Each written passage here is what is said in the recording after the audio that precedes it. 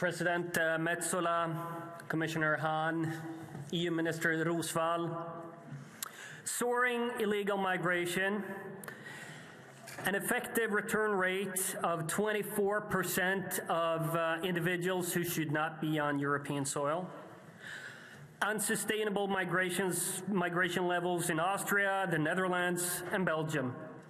These are among the main reasons why migration is topping the European Council agenda.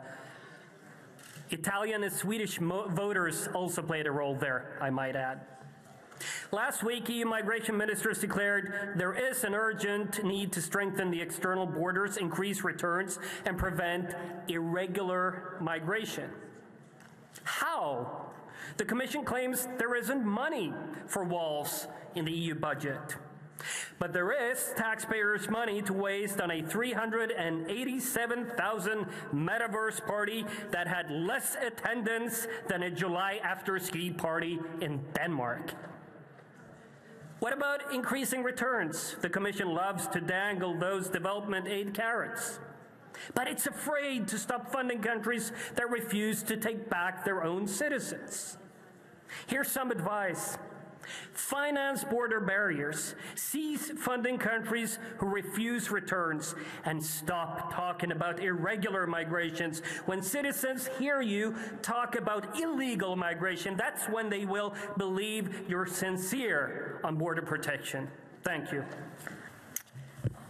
Thank you, Madam President. Honourable members, Commissioner, thank you for your remarks and your comments. You have raised many important aspects of migration. It is, as many said, it's a complex and sensitive issue how we can develop a sustainable solution in the area of asylum and migration.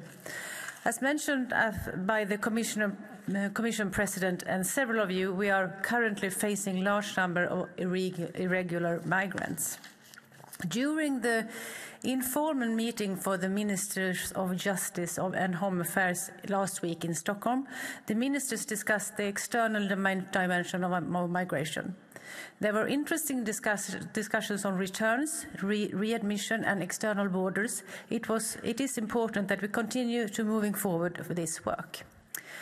Regarding the Pact of Migration and Asylum, we are all aware that the negotiations of the Pact will be difficult and sensitive, and that this will require time.